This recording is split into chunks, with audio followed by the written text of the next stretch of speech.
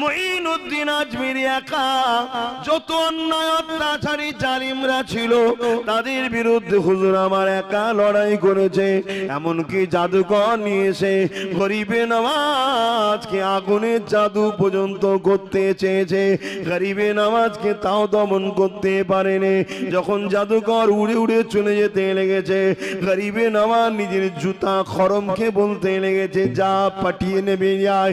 খরম উঠে গিয়ে মাথায় বাড়ি দিতে দিতে দিতে দিতে ওই জাদুকরকে নামিয়ে নিয়ে এসেছে। গরিবে নওয়াজের হাতে হাত দিয়ে ওই জাদুকর ইমানের কলেমা পড়ে নিয়েছে।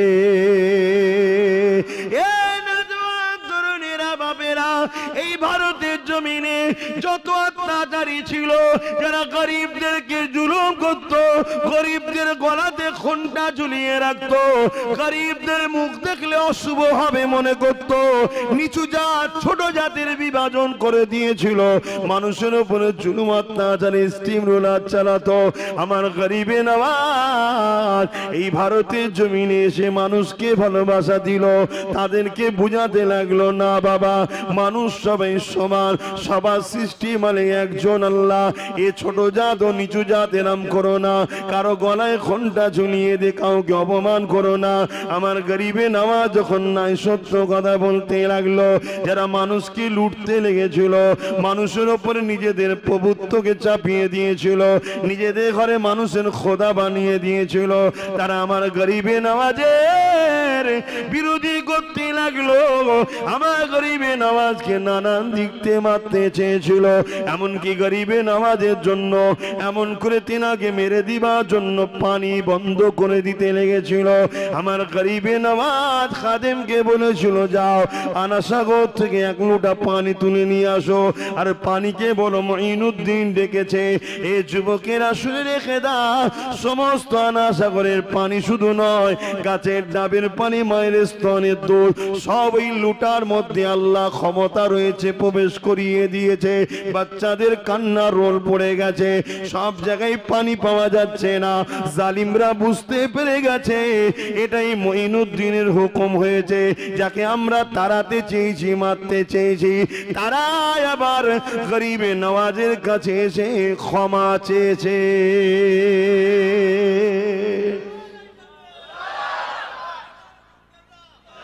কিসের জোরে এগুলো হচ্ছে? জোরে বলো। হ্যাঁ, ইমানের জোরে। নামাজি এখনো আছে, নেই কে বলেছে? রোজাদার এখনো আছে, হাজি এখনো আছে, নেই কে বলেছে? হজ করে না, নামাজ পড়ে না, তাহলে মসজিদে একটা ছিল তিনটে চারটে হচ্ছে কি করে? সব আছে, শুধু আমাদের ঈমান দুর্বল হয়ে যাচ্ছে। সমাজের মানুষকে লুটেছে, চুরি করেছে, গুন্ডাগিরি করেছে, অত্যাচার করেছে, মানুষের অধিকার মেরে নিয়েছে, মরে গেছে, সে হয়ে গেছে শহীদ। শুনছেন? আমি ও শহীদের কথা বলছি না, আমি রাসূলুল্লাহর দ্বীনের পক্ষে যারা লড়াই করে শহীদ হয়, অর্থাৎ গরিবের পক্ষে যারা লড়াই করে, এতিমের পক্ষে যারা লড়াই করে, বিধবার পক্ষে যারা লড়াই করে, মানবতার পক্ষে যারা লড়াই করে, রাষ্ট্রকে নিরাপত্তা রাখার পক্ষে যারা লড়াই করে, এ নওজোয়ান তরুণেরা বাপেরা এক কাঁধে অত্যাচারী জালিমদের বিরুদ্ধে যারা লড়াই করতে গিয়ে আল্লাহর রাহে কুরবান হয়ে যায়, তাদেরকে শহীদ বলা হয়। এই শহীদ যখন ইন্তেকাল করে, জমিনে রক্ত পড়ার পূর্বে আল্লাহ পাক তিনার জন্য জান্নাতের সুসংবাদ দিয়ে দেয়। দেখা যাবে তুমি আমি এমন একজন মানুষের পাশে দাঁড়ালাম, এমন একজন মানুষকে খাইয়ে দাইয়ে বড় করলাম, এমন একজন মানুষকে সাহায্য করে শক্তিশালী করে তুললাম, সে তোমার আমার সাহায্য নিয়ে খেয়ে দে বড় হয়ে শক্তিশালী হয়ে দেখা যাবে সে তোমার আমার ঘর আল্লাহর ঘরকে মিটাতে চাইছে। তোমার আমার সাহায্য নিয়ে সে ক্ষমতাশালী হয়ে আল্লাহ নবীর ঘর মসজিদ মাদ্রাসার বিরোধী করতে লেগেছে। তোমার আমার সাহায্য নিয়ে দেখা যাবে তোমার আমার কওমের ছেলেগুলোকে মূর্খ গরিব বানাবার প্ল্যান তৈরি করছে। মনে রাখবে এই জালিম যে খোদার ঘরে বিরোধী করলো একা জাহান্নামে যাবে তা নয়, যে নবীর ঘরে বিরোধী করলো ও একা জাহান্নামে যাবে তা নয়, ওকে যারা সহযোগিতা করেছে ওকে ওই জায়গাতে পৌঁছাবার জন্য যারা যারা ওর পাশে দাঁড়িয়েছে কিয়ামতের দিনে আল্লাহ পাকের কাছে তাকে তাকে জবাব দিতে হবে। শুনছেন? যদি তুমি কবরকে বিশ্বাস করো, তুমি যদি জাহান্নাম জান্নাতকে বিশ্বাস করো, তুমি যদি বিশ্বাস করো মৃত্যুর পরে আবার উঠানো হবে, সুম্মা নুফিকা উখরা ফাইযা হুম কিয়ামুন ইয়ানজুরুন, যিনি একবার বানিয়েছে আবার তিনি দ্বিতীয়বার তুলবে আমাদের ঘরে। ময়দানে মাশর বিচারের দিন হবে, যে দিনটা মাথার ইখতিলাফাত উপরে আল্লাহ সূর্য নামিয়ে দেবে, যেদিন সূর্যের 12 ঘন্টা বেড়ে যাবে, মানুষের মাথা খেনুগুলো নাক দিয়ে গলে গলে পড়বে। ওই ময়দানে মাশরে মুসা নবীও থাকবে, ফেরাউনকেও দাঁড়াতে হবে। ওই ময়দানে মাশরে ইব্রাহিম নবীও থাকবে, নমরুদকেও দাঁড়াতে হবে। ওই ময়দানে মাশরে আবু জেহেলও থাকবে, উতবা সাইবাও থাকবে, সিদ্দিক আকবর ফারুক আজম তিনারাও থাকবে।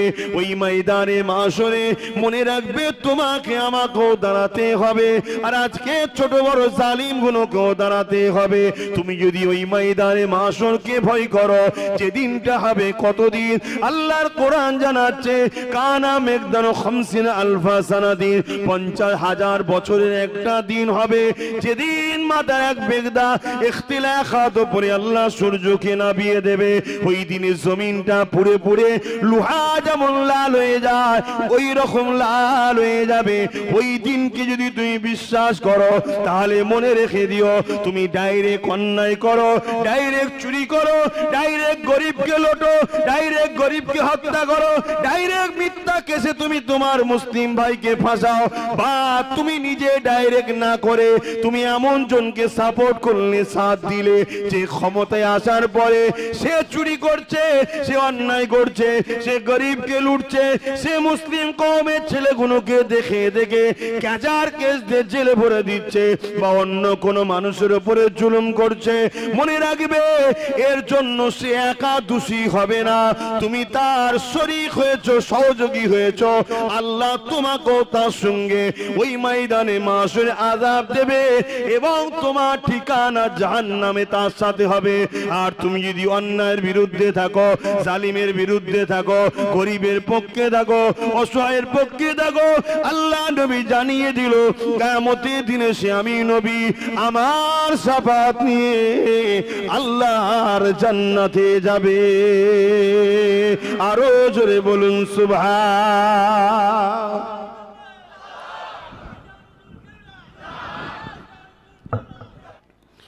বাপেরা, নওজোয়ান তরুণেরা, ও নবী পাকের প্রেমিকেরা, এই পৃথিবীর জমিনে যারা ইসলামকে ভয় করে, ইসলামকে যারা মিটাতে চায়, কেন চায়? আবু জেহেল যে জন্য চেয়েছিল, আবু জেহেল আমার রাসূলুল্লাহ বিরোধী করেছিল। কেন বিরোধী করেছিল? আবু জেহেল সমাজের মানুষকে লুটতো, আল্লাহ নবী তার বিরোধী করেছিল। আবু জেহেল মানুষকে দাস দাসী বানিয়ে দিয়ে ছিল, আল্লাহ নবী বলেছিল মানুষ কখনো কারো দাস দাসী হবে না, মানুষ একমাত্র দাসত্ব করবে সেই সৃষ্টিকর্তা মহান রব্বুল আলামিনের দাসত্ব করবে। আবু জেহেল দুনিয়া জমিনের মানুষকে এইভাবে কোমরে দড়ি বেড়ি দিয়ে বাজারে নিলামে তৈরি তত্ত্ব বিক্রি করত। আল্লাহ নবী এই বিক্রি প্রথাকে বন্ধ করে দিয়েছে। সেই সময়ে বাচ্চা বাচ্চা কন্যাগুলোকে জিন্দ পুঁতে দেওয়া হতো। আল্লাহ নবী জানিয়ে দিল না, পুরুষ যিনি দেয় কন্যা সন্তান তিনি দেয়, অতএব এই কন্যাদেরকে পুঁতে যারা দিচ্ছে এরা জালিম, এই পুঁতাটা বন্ধ করতে হবে। এক কথায় আল্লাহ নবী সন্ত্রাস জালিম আবু জেহেল উতবা সাইবাদের বিরুদ্ধে লড়েছিল, এই জন্য তারা আমার রাসূলুল্লাহর বিরোধী করেছিল। আজকে দিনও যারা ইসলামের বিরোধী করবে মনে রাখবেন তারা আজকে ছিলেন আবু জেহেল, উতবা, সাইবাদের উত্তরসূরি। কিন্তু দুঃখ এটাই লাগে, যুগে যুগে ইসলামের বিরোধী যারা করেছে আল্লাহ তাদেরকে মিটিয়ে দিয়েছে, কিন্তু আমাদেরকে মিটাবার জন্য সেই ইসলামের দুশমনেরা একদল মানুষকে অর্থ দিয়ে, পদ দিয়ে, সম্মান দিয়ে, নানা রকম ভাবে তাদেরকে খরিদ করে, তাদের দ্বারা লাখো কোটি টাকা খরচ করে তোমার আমার ঈমানকে লুটতে লেগেছে। কেননা ঈমান যদি না থাকে তুমি আমি কামিয়াবি হব না। যুগে যুগে তুমি আমি কামিয়াবি হয়েছি ঈমানের জোরে। বদরের ময়দানে 313 জন তুমি আমি ছিলাম, তোমার আমার উত্তরসূরিরা ছিল, আর জালিমদের দিকে ছিল 1000-এর উপরে। জালিমদের হাতে অস্ত্র ছিল, সুসজ্জিত যোদ্ধা ছিল, ঘোড়া ছিল, উট ছিল, তীর ছিল, বল্লম ছিল। আর এমন করে তোমার আমার উত্তরসূরিরা যিনারা, তোমার আমার পূর্বপুরুষ যিনারা ছিল, তিনাদের সংখ্যা মাত্র 313 জন ছিল। তাদের হাতে খাজুরের ডাল ছিল, অস্ত্র ছিল না, কিন্তু 313 জন খাজুরের ডাল বাহিনীর কাছে সুসজ্জিত যোদ্ধা 1000-এর উপরে পরাজিত হতে বাধ্য হয়েছিল। আরো জোরে বলুন সুবহানাল্লাহ। রাহে তারা জীবনকে কুরবান করে দিয়েছে। তারা ইনসাফ, ইনসানিয়াত, মানবতা, গরিবদের পক্ষে দাঁড়িয়ে নিজেদের জান মালকে কুরবান করে দিয়েছে। আমরা কুরবান করা তো দূরের কথা, সেই রাসূলুল্লাহর ইসলামের ক্ষতি করতে চলেছে। এ যুবকেরা, তরুণেরা, বাপেরা, আল্লাহ নবী একদিন মদিনা নববী শরীফে বসে আছে। কে আছো বাবা? ইসলামের জন্য মাল দাও বাবা। কেননা গোপনে গোপনে ইসলামের দুশমনেরা অর্থ জোগাড় করেছে, গোপনে গোপনে ইসলামের দুশমনেরা সৈন্য জোগাড় করেছে, গোপনে গোপনে ইসলামের দুশমনেরা তারা এমন করে প্রস্তুত নিয়ে নিয়েছে। বাবারা কে আছো? এদের বিরুদ্ধে সংগ্রাম করে ইনসাফ, ইনসানিয়াতকে বাঁচাবে। সাহাবা হুজুরদের মধ্যে একজন সাহাবা এক একটা জিনিস দিতে লেগেছে। কেউ রাসূলুল্লাহ কদমে ঘোড়া দিচ্ছে, উট দিচ্ছে, কেউ অর্থ দিচ্ছে, বিভিন্ন জিনিস দান করতে লেগেছে। আল্লাহ নবী বড় খুশি হতে লেগেছে। ঠিক এমন সময় নবী পাকের নজরটা এক সাহাবীর দিকে পড়ে যায়, যে সাহাবী নাকি রাসূলুল্লাহর এই মাহফিলে বসে বসে কাঁদতেছে।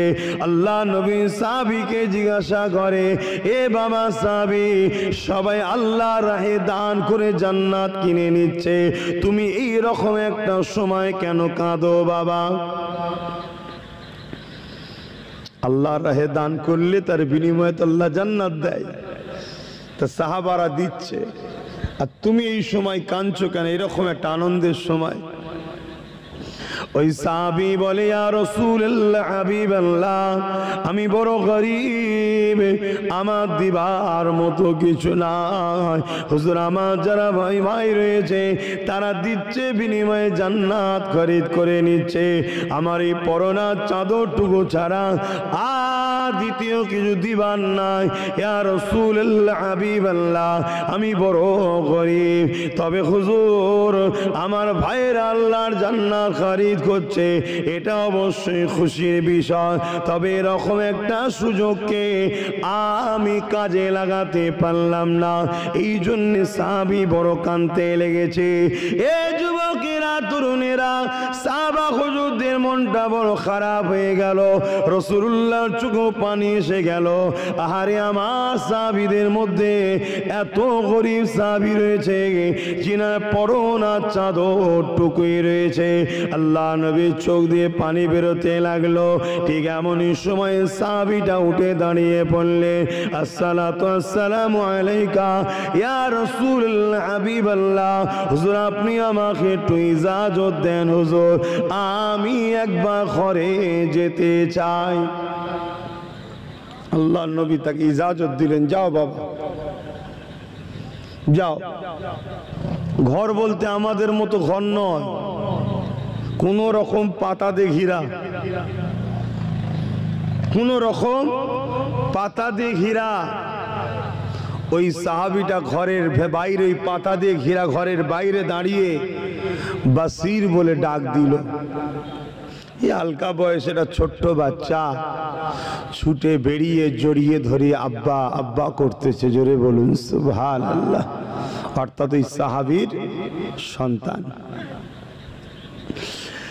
এ নওজওয়ানেরা, আল্লাহ নবীর সাহাবীরা ওই বাচ্চার মাঝে হাত বুলায়, আর চোখে পানি গড়াতে গড়াতে দাঁড়িয়ে দিয়ে বুক দিয়ে পড়তে লেগেছে। কখনো কখনো এক টোপা দুটো পা করে নিজের বাচ্চার মাথাতে পানিটা পড়তে লেগেছে। যখনই বাচ্চার মাথায় পড়তে লেগেছে, বাচ্চা ওই সময় মাথা তুলে বলে, আব্বা আপনি আমাকে বড় ভালোবাসেন আব্বা, কিন্তু আজকে চোখে কেন আপনার পানি আব্বা? আমার মা নাই জমিনে, আপনি আমার মা, আপনি আমার আব্বা, আপনি আমাকে কোনোদিন মায়ের মমতার কমতি দেননি, আজকে কেন বাঁধেন আপনি? কি জন্য আপনার কি হয়েছে আব্বা? ওই সময় নবী পাকের সাহাবী বলে, বাবা ছেলে বাসির, শেষবারের মতো বাপকে দেখে নাও বাবা, আর হয়তো কোনোদিন দেখা নাও হতে পারে বাবা। কেন আব্বা, কি হয়েছে? বাবা ছেলে দয়া নবী দরবারে বসেছিলাম, আল্লাহ নবী জানিয়ে দিলেন কি আছে বাবা, ইসলামের জন্য মাল দাও, এর বিনিময়ে আল্লাহ তাদেরকে জান্নাত দেবে বাবা।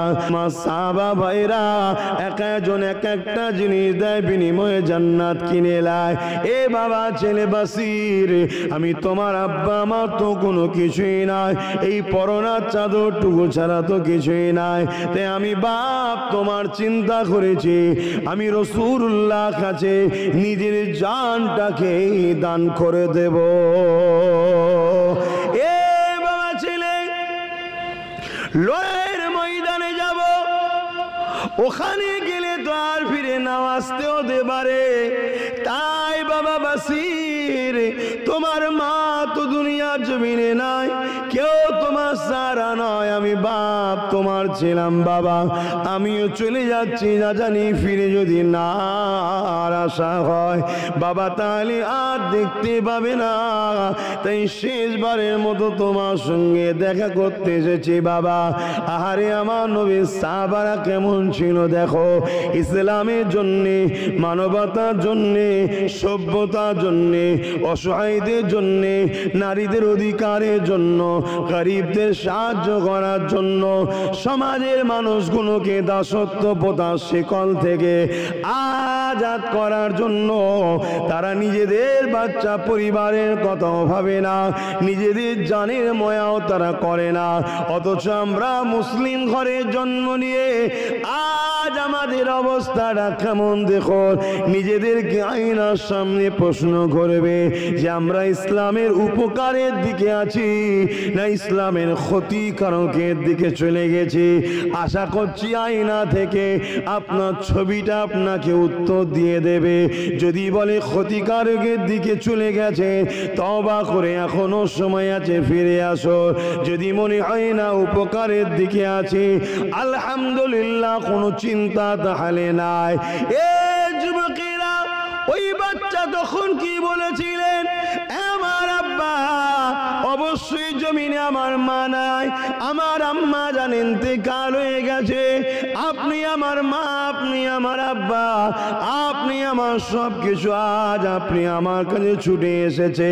আল্লাহ নবীর কাছে নিজের জানটাকে লিখাবার আগে, আমার আব্বা জান আপনি দেরি করবেন না, যান, চলে যান, চলে যান, এমন জায়গায় নাম লিখাতে যাচ্ছেন, দেরি করবেন না।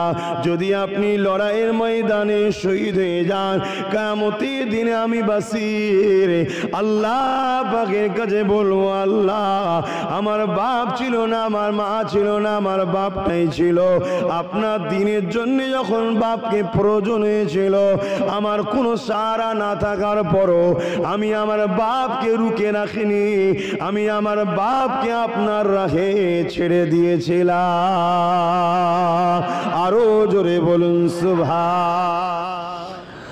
হঠাৎ করে মদিনায় এলান হয়ে গেল, সাহাবা হুজুররা বিজয় হয়েছে, আল্লাহ পাক হককে ফতেহ দিয়েছে, কামিয়াবি দিয়েছে, জালিমরা পরাজিত হয়ে গেছে, সাহাবা হুজুররা ফিরে আসছে। এ নওজোয়ান তরুণেরা, এই ছোট্ট বাচ্চা বাসির খবরটা পেয়ে ছুটে গিয়ে মদিনার এক উঁচু টিলাতে দাঁড়িয়ে গেছে, যার তলা দিয়ে পাশ দিয়ে মদিনায় যাবার রাস্তা রয়েছে। ওই বাসির ওখানে দাঁড়িয়ে আছে, আব্বা জান যদি ফিরে আসে আব্বা বলে ডাকবো। একটা একটা একটা করে সাহাবী ফিরে যায়। বাসির ওই সাহাবা হুজুরদের মধ্যে নিজের আব্বা জানকে দেখতে পেলেন না। এই যখনই দেখতে পেল না, কচি অন্তরটা কেঁদে উঠলো, চোখ দিয়ে পানি গড়াতে লাগলো, আবার মনকে সান্ত্বনা দিতে লাগলো, হয়তো আমার দেখা ভুল হয়ে গেছে, চলো মদিনার মেন রাস্তার গেটে দাঁড়িয়ে যায়, যেখান থেকে আমার রাসূলুল্লাহ সাহাবা হুজুর মদিনা নববীতে প্রবেশ করবে।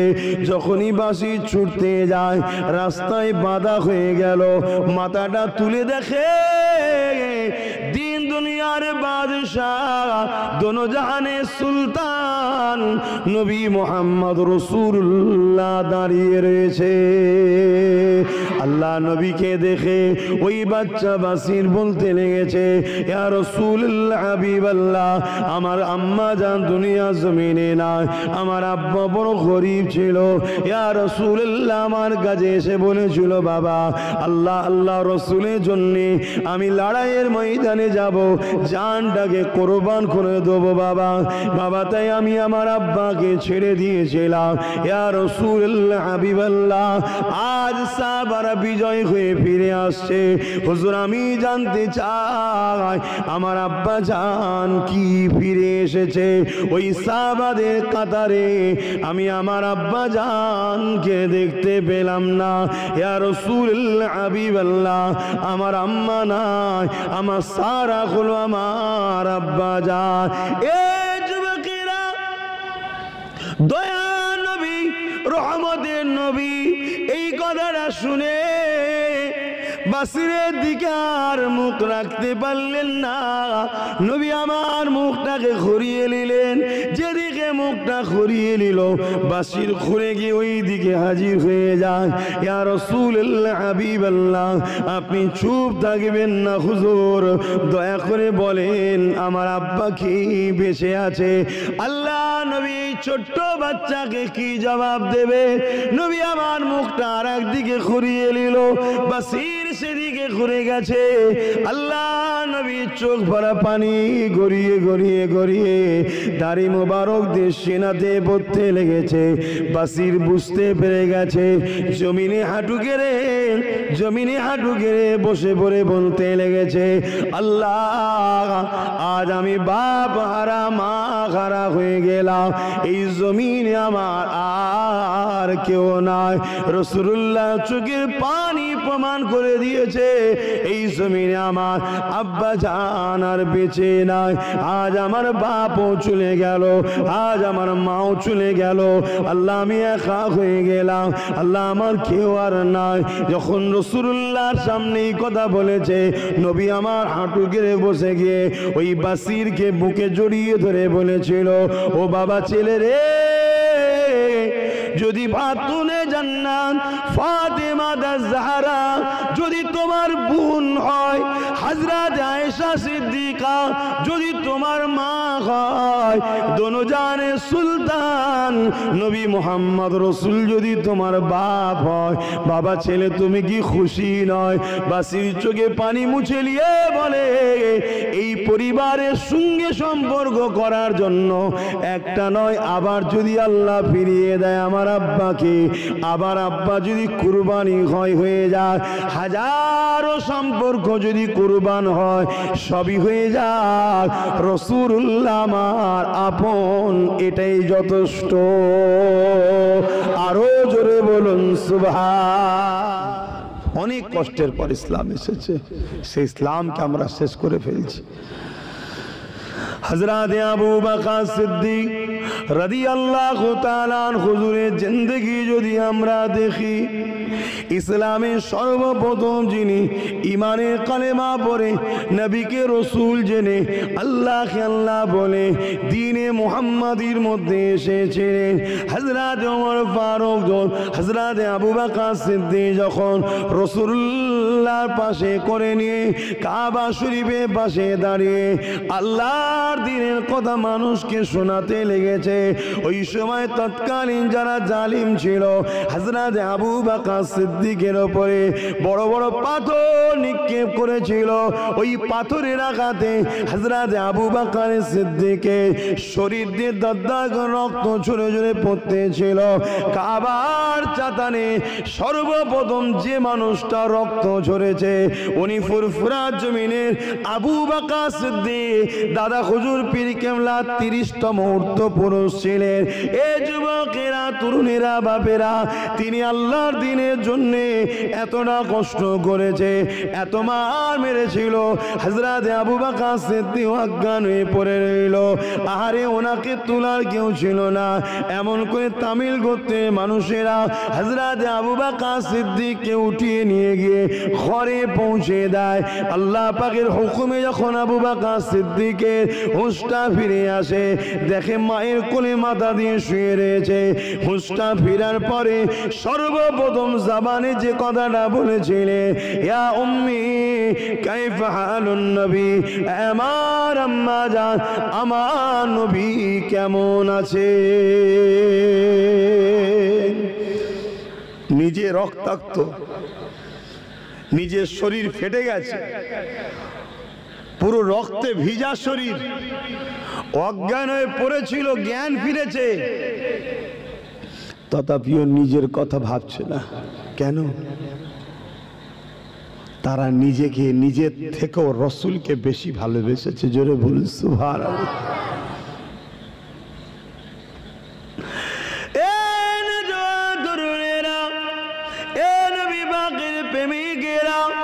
বদরের ময়দানে যখন নবী পাক যাবেন, তার আগে মদিনা নববী শরীফে আল্লাহ নবী সাহাবা হুজুরকে নিয়ে বসে গেলেন।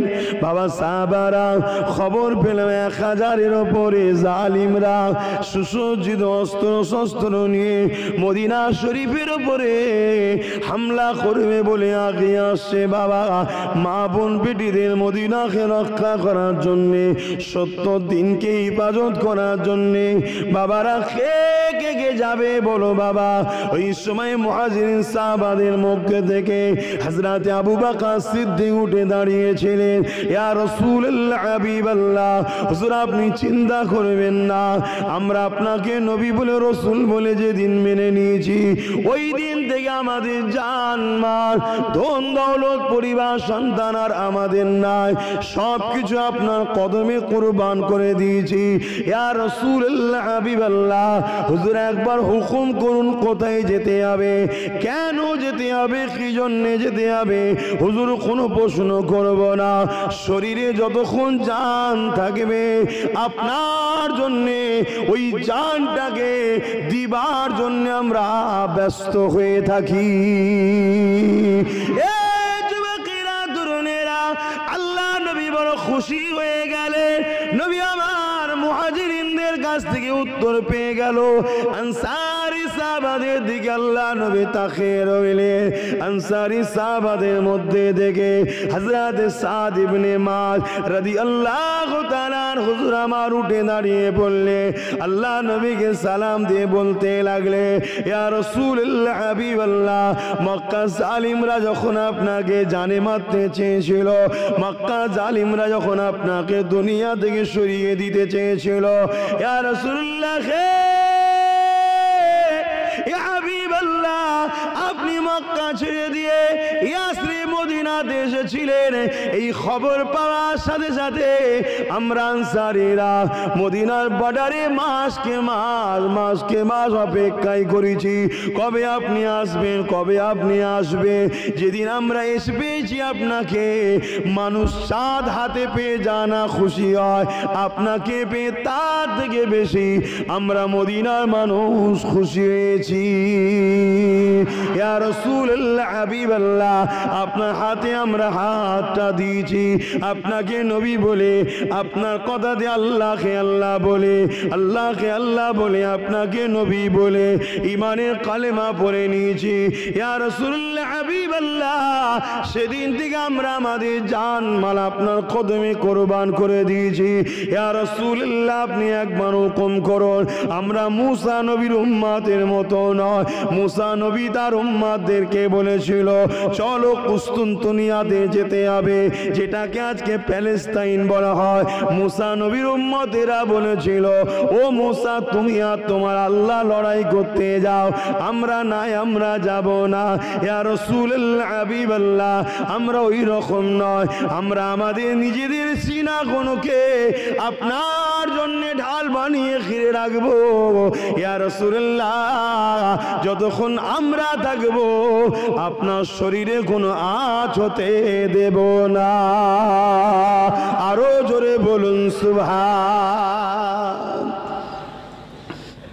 আহা, আসেন বাবারা, আবার আলোচনার দিকে ফিরে যাই।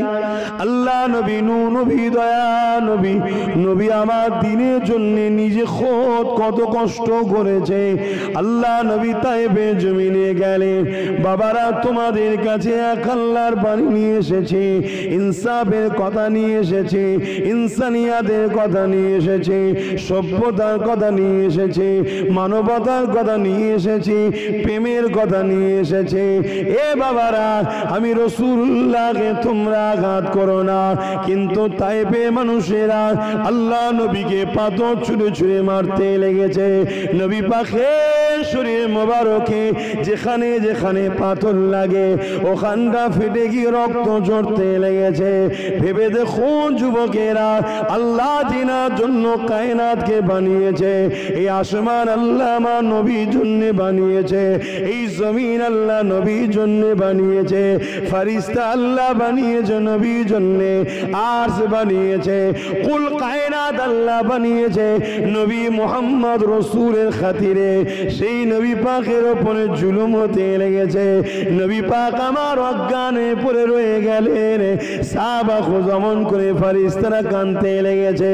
এই জমিনের দুটো দৃশ্য দেখে আল্লাহর ফেরেশতারা বড় কেঁদেছিল। একটা আমার রাসূলুল্লাহ তায়েফে জমিনের ওয়াকিয়া, আর একটা হলো আব্বা জান ইব্রাহিম আর ইসমাইল হুজুরের ওয়াকিয়া।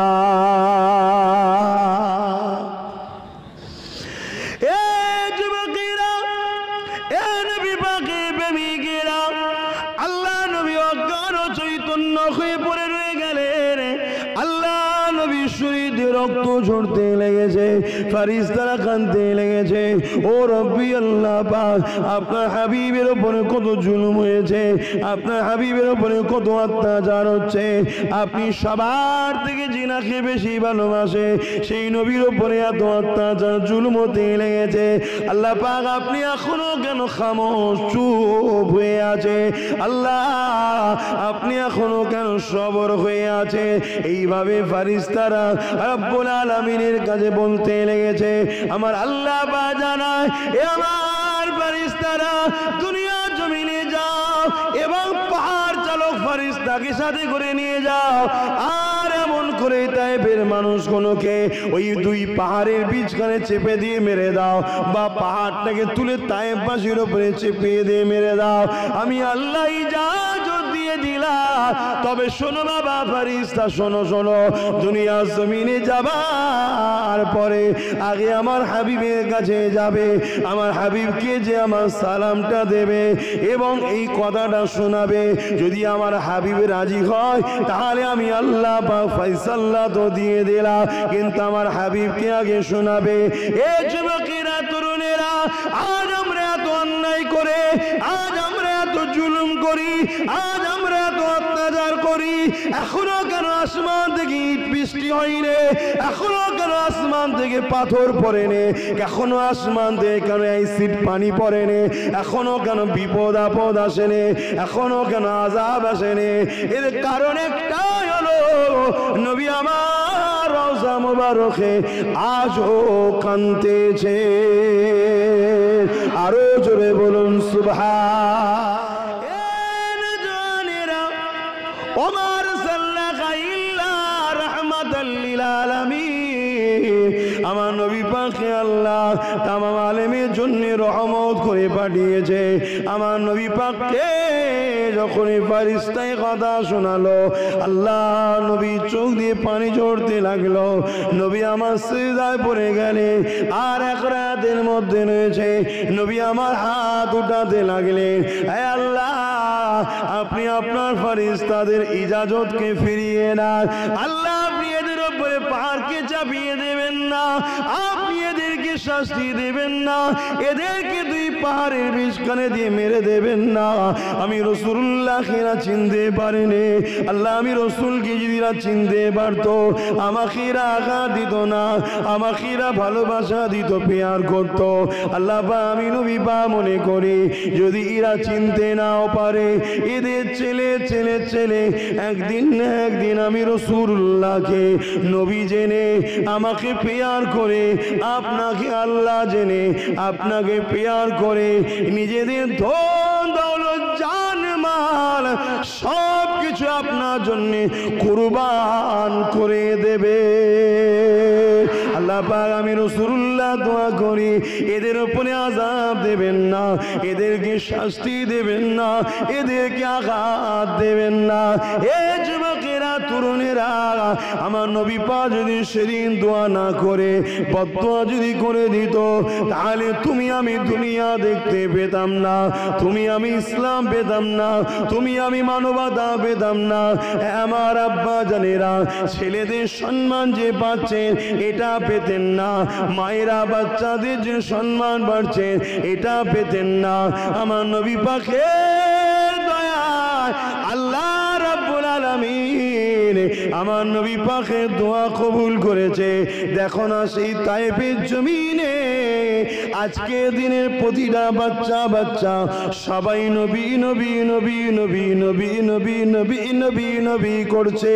শুধু নবী নবী নয়, পৃথিবী থেকে যারা নবীর প্রেমে যায় ওই তায়েফের মানুষেরা তাদেরই সেবা ভালোবাসা দেয়। আরো জোরে বলুন সুবহান। শুনে রেখে দেন, আগুনের কাঠ পুড়িয়ে দিয়া তবে আল্লাহর যদি হুকুম হয় তবে পোড়াতে পারে, না হয় ক্ষমতা আগুনের নাই। কেননা সুলতানে হিন্দ গরিবে নওয়াজ যখন ভারতের জমিনে এসেছিলেন, এক জায়গায় 40 জন আগুন পূজারী একটা অগ্নিকুণ্ড তৈরি করে ওই আগুনের উপাসনা করতেছিল।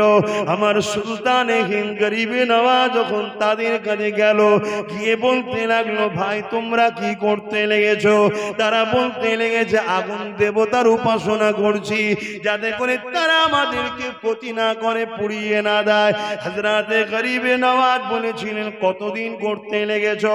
তারা বলতে লেগেছে 40 বছর পার হয়ে গেছে। এ যুবকেরা, গরিবে নওয়াজ বলেছিল তোমাদের মধ্যে থেকে কেউ আছো কি একজন হাত দাও, দেখবো তোমার হাত পড়ে কি পড়ে না। তারা ঘাবড়ে গেল, বলতে লাগলো এটা কি করে সম্ভব?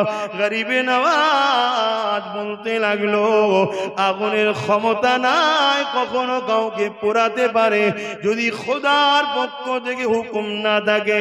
ওই সময় তারা বলেছিল তাহলে তুমি হাত দাও। এই বলাটা শেষ হয়ে যায়, এক রাতের মধ্যে আছে গরিবে নওয়াজ নিজের পায়ের খড়মকে দিয়েছিল। আর এক কিতাবের মধ্যে রয়েছে তাদেরই সন্তান একজন পাশে বসেছিল, গরিবে নওয়াজ কোলে নিয়েছে, আল্লাহু আকবার বিসমিল্লাহ বলে আগুনে ঝাঁপ দিয়েছে। মদিনা জমিনে একদিন অভাব দেখা দিল। মদিনা মানুষেরা অভাবে খাদ্য দ্বারা পাচ্ছে না, বাচ্চাগুলো ক্ষুধার জ্বালায় কাঁদতে লেগেছে। বয়স্করা খোদা জ্বালায় বড় ছটফট করতে লেগেছে। এ যুবকেরা এমন সময় মদিনার বন্দরেতে হযরত উসমান গনির একটা বিশাল জাহাজ ভর্তি মাল চলে আসলো। কেননা উসমান গনি বড় একজন বিজনেসম্যান, ব্যবসায়ী ছিলেন। এ যুবকেরা এই ব্যবসার মাল উসমান গনি এমন করে একটা জায়গাতে জমা করতে লেগেছে। দুজন ইহুদি নুখিয়ে নুখিয়ে দেখে অনেক বিশাল মাল নিয়ে এসেছে। ইহুদি দুটো বলতে লেগেছে উসমান অনেক বড় ব্যবসায়ী লাভ হবে, কেননা মদিনাতে বড় খরা দেখা দিয়েছে, কারো কাছে কিছু খাবার নাই, যা দাম চাইবে সেই দাম দিয়ে নিতে হবে। চলো আমরা এক কাজ করি, উসমানকে এই মালটা ডবল দাম দিয়ে আমরা খরিদ করে নি।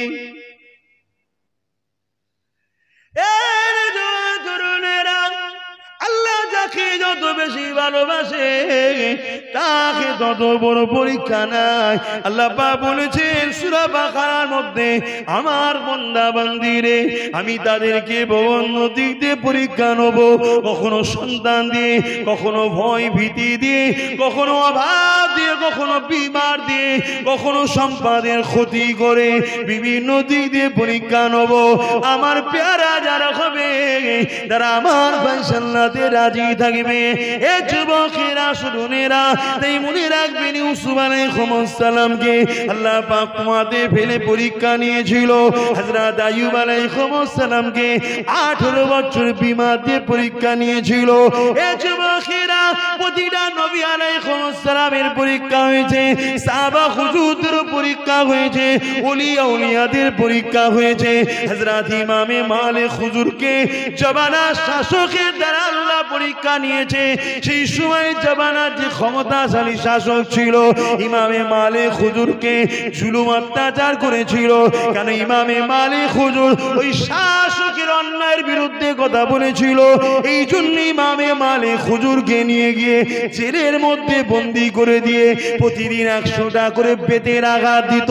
ইমামে মালিক হুজুর এই বেতের আঘাত খেতে খেতে খেতে খেতে আল্লাহ দুনিয়া থেকে চলে গেছে, তথাপিও আল্লাহর দ্বীনকে ছেড়ে দিয়ে শাসকের দালালি করেন। ইমামে আজম আবু হানিফা হুজুরের উপর জুলুম করেছে সমাজের সময়ের শাসক। ইমামে আজমকে ফতোয়া জায়েজ করতে বলেছিল। ইমামে আজম বলেছিল শরিয়াত কারো পাপের নয়, কোরআন সুন্নাহ যারা শরিয়াত চলে না। দ্বীন ইসলামকে বুঝতে গেলে দুটো জিনিসকে বুঝতে হয়, একটা হলো কালামুল্লাহ আর একটা হলো হাবিবুল্লাহ। আল্লাহর বন্ধু মুহাম্মদ রাসূলকে দেখো, আল্লাহ পাকের কালাম কোরআনকে দেখো। দ্বিতীয় কারো কথা দ্বীন ইসলামে চলে না। এই দুটো হলো আমাদের জন্য শরিয়াত, আর এই দুটো থেকে আমাদের সহজ করে দিয়েছে ইমাম মুস্তাহিদরা, সেটাকে বলা হয় ইজমা কিয়াস। এ যুবকেরা ইমামে আজমকে সময়ের শাসক জেলখানার মধ্যে ভরে দিয়ে বিষ পান করিয়ে দিয়ে শহীদ করে দিয়েছে। এতে মন খারাপ করার কিছু নেই। শুনে রেখে দাও, জগৎ বিখ্যাত ইমামে আজম এমন করে জগৎ বিখ্যাত মুহাদ্দিস ইমাম বুখারী হুজুরকে সময়ের শাসক তিনার গোলাম বানাতে চেয়েছিল। তিনাকে অনেক পয়সা অর্থ দেবে বলেছিল, শুধু কেমন করে রাজ দরবারে এসে তিনার ছেলেকে পড়াতে হবে।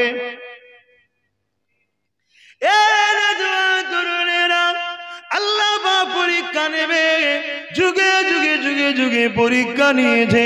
কোন কোন মুহাদ্দিস হুজুররা বলেছে ইসমাইল জবিউল্লাহর গলায় তরোয়ালটা চলতে তো আল্লাহ নিষেধ করেছে, কিন্তু তরোয়াল চলবেই বাকি করে, কেননা হযরত ইসমাইল জবিউল্লাহর পাসিনাতে তখন কিন্তু নূরে মুহাম্মদ রক্ষিত ছিল।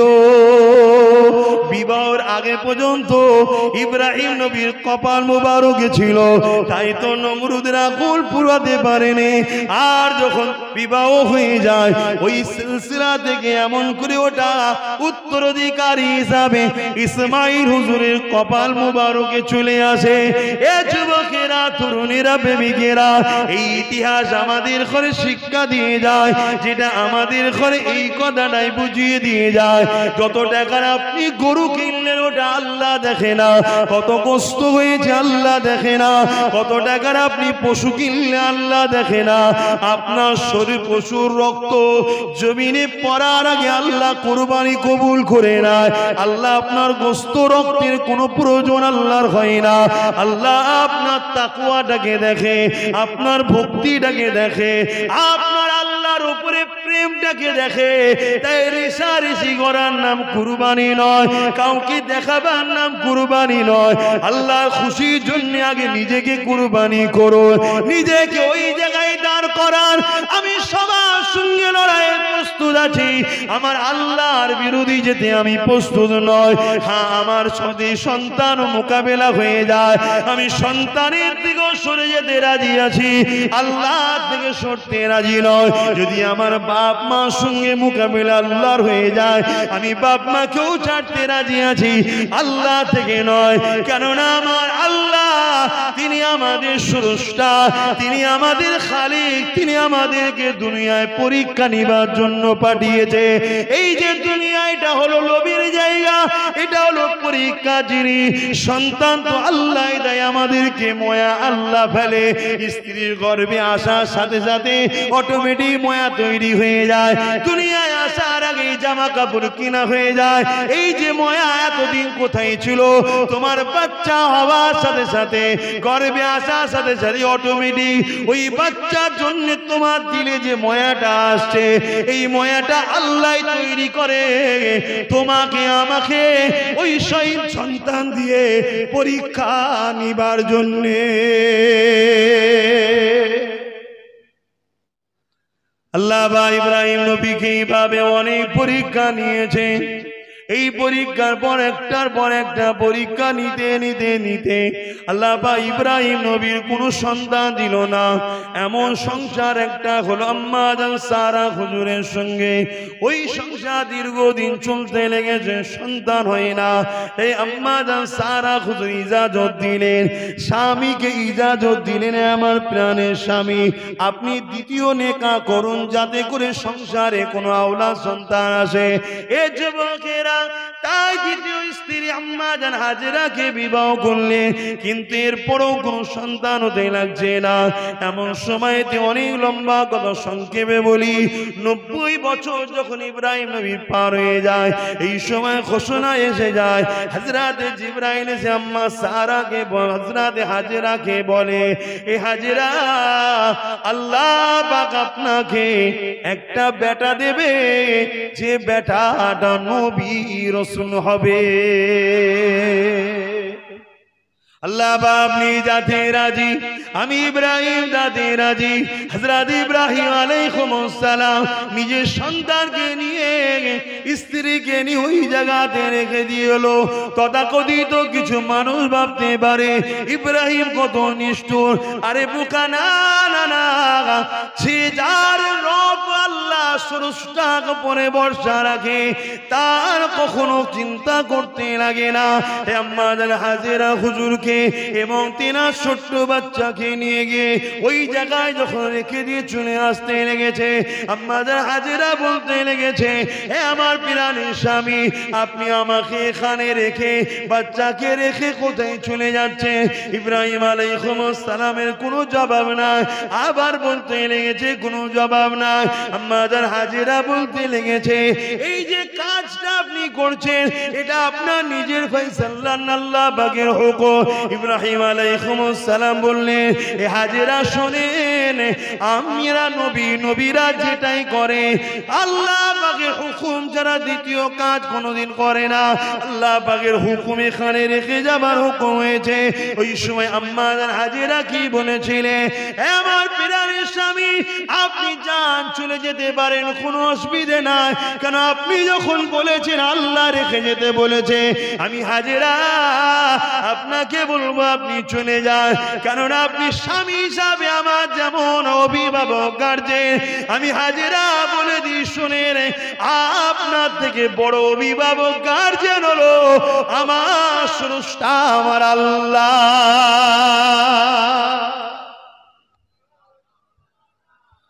মুসলমান ঘরে ছেলে মেয়েরা তরুণেরা এ নবী পাকের প্রেমিকেরা হযরত ইব্রাহিম আলাইহিস সালামকে আল্লাহ পাক পরীক্ষা নিলেন। ও হযরত ইব্রাহিম, তোমার সবথেকে প্রিয় জিনিস সন্তান আমার রাস্তায় কুরবানি করো। ইব্রাহিম নবী খাবে তাবির মনে করে 100 দুম্বাকে জবাই করে দিলেন, কুরবানি করে দিলেন। ওই গোশত গরীবদের মধ্যে বন্টন করে দিলেন।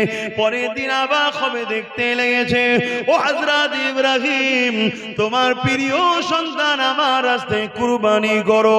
হুজুর আমার আবার 100 বা 200 এইভাবে কুরবানি করে দিলে। তৃতীয় দিনে আবার একই খব দেখাতে লাগলে।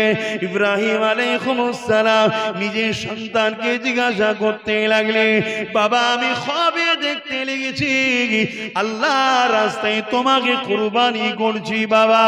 এ যুবকেরা ইব্রাহিম আলাইহিস সালামের কথা শুনে তিনার সন্তান কি জবাব দিয়েছিলেন শুনে, আব্বা জান আপনি দেরি করবেন না, যেটা হুকুম হয়েছে ওটা করুন, আপনি আমাকে সবরকারী ধৈর্যশীল পাবে। আম্মা হাজেরা কি ইবলিস এসে ধরেছে, হে হাজেরা তোমার বাচ্চাকে নিয়ে যাচ্ছে, আল্লাহ হুকুম দিয়েছে তোমার বাচ্চাকে কুরবানি করে দেবে, তোমার স্বামী জবাই করে দেবে। আম্মা জান সঙ্গে সঙ্গে 7টা পাথর নিল। ওই পাথর ইবলিসের দিকে নিক্ষেপ করে বলতে লেগেছে, এ মালাউল ইবলিস জান, আল্লাহ আমি হাজেরাকে সন্তান দিয়েছে, তিনার সম্পদ তিনারই জিনিস তিনি দিয়েছে, তিনার বান্দাকে যদি নাই আমি হাজেরা বড় খুশি। কেন পৃথিবীতে কোটি কোটি হাজেরা আছে, পৃথিবীতে কোটি কোটি সন্তানের মা রয়েছে, কারো সন্তানকে তো আল্লাহ পছন্দ করে না, আমার ইসমাইলকে পছন্দ করেছে, এতে আমি হাজেরা নিজেকে বড় খুশি মনে করি। না দুনিয়ার মানুষ যেন না বলে, বা কিয়ামতের দিনে যেন এরকম না কথা উঠে যায়, ইসমাইল আল্লাহর জন্য জবাই হতে রাজি ছিল না, তার বাপ তাকে জোর করে বেঁধে জবাই করেছে, এই রকম কোনো কথা না ওঠে। আমার আব্বা জান হাত পা খুলে দেন, আল্লাহর খুশির জন্য আমি সবর হয়ে শক্ত হয়ে থাকবো, আপনি আমাকে জবাই করতে শুরু করেন। আরে কি পরীক্ষা বলে, আসমান জমিনে পশু পাখি গাছপালা সবাই কাঁদতে লেগেছে, আল্লাহর ফেরেশতারাও কাঁদতে লেগেছে। এ যুবকেরা, এই সময় আমার আল্লাহ আওয়াজ দিয়েছে, এ জিবরাইল আর আমার ইব্রাহিমকে পরীক্ষা নিস না, আমার ইব্রাহিম পাস হয়ে গেছে, জলদি করে জান্নাত থেকে একটা দুম্বা নিয়ে যা, ইসমাইলকে সরিয়ে দিয়ে ওই জায়গায় দুম্বাটাকে জবাই করে দে, শুইয়ে দিয়ে। ইব্রাহিম আলাইহিস সালাম চোখ বাঁধা বিসমিল্লাহ আল্লাহু আকবার বলে তরোয়াল চালিয়েছে। এই মুহূর্তের আগে আল্লাহ বাজিরা সাল্লামের মাধ্যমে ইসমাইল নবীকে সরিয়ে দিয়ে ওই দুম্বাকে শুইয়ে দিয়েছে। ইসমাইল নবী মনে করে বাবা জান ইব্রাহিম নবী তরোয়াল চালিয়েছে, যখন একটা কোনো পশু জবাই হয় বা কারো উপরে তরোয়াল চলে, একটা রক্ত বাইর হয়, আওয়াজ হয়, ইব্রাহিম নবী চোখের কাপড়টা খুলে নিচের দিকে আর তাকায়নি, আসমানে দিয়ে চোখটা তুলে বলে, আল্লাহ ইব্রাহিম প্রমাণ করে দিয়েছে আমার দিলে বাচ্চা নাই, আপনি সব থেকে বেশি প্রেমের জিনিস। আমার আল্লাহ আমি আমার বাচ্চাকে জবাই করে দিয়েছি, আল্লাহ তুমি চেয়েছিলে দিয়ে দিয়েছি, আল্লাহ আমার আল্লাহ আওয়াজ দিয়ে দিল, এই ইব্রাহিম রে জমিনের দিকে দেখ। জমিনের দিকে যখন দেখে ইসমাইল নবী দাঁড়িয়ে আছে, দুম্বা জবাই হয়ে গেছে, আসমানের দিকে মুখ তুলেছে, আল্লাহ বলেছে, ইব্রাহিম তুমি কামিয়াবি হয়েছ, তোমার এই কুরবানি এই কামিয়াবিকে জবে আসাম বলে আমি লকাব দিয়ে দিলাম, তোমার এই প্রেমকে আমি আল্লাহ কবুল করে নিলাম। আল্লাহ আমাদেরকে বুঝার তৌফিক দেন। আপনাদের কষ্ট হচ্ছে না তো? বুঝার তৌফিক দেন, বোন আল্লাহুম্মা আমিন। তো আসুন একটু দয়ার নবীর উপরে একবার সালাত ও সালাম দিয়ে নি, কেন অনেকক্ষণ বসে আছেন এই গরমের মধ্যে দিয়ে, একটু সালাম পড়ে নি, শরীরটা মনটা সবটাই ফ্রি হয়ে যাবে। ইয়া নবী সালাম কঠিন হাসরের দিনে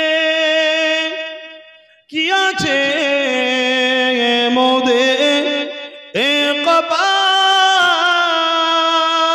কপালে গুনাহগার উম্মাহ আতো আপনার লইবেন সঙ্গে এ মাহশরে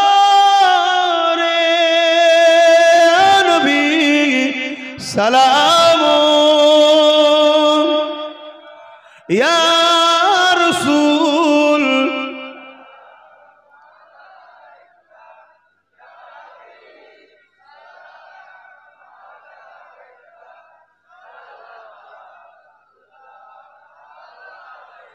ইয়া নবী নামো ও পিয়ারা ইয়া রাসূল নামো ও পিয়ারা আরশ पर हक ने पुकारा सजबई गोंबर हमारा या नबी सलाम या रसूल या हबीब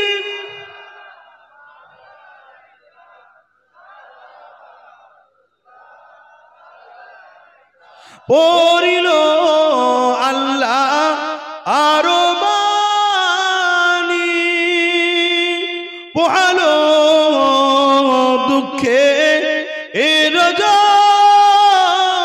রজনী হইল জগৎ অনুরানী আমিনা নয় ও নির্মণী ইয়া নবী সালাম ইয়া রাসূল ইয়া হাবিব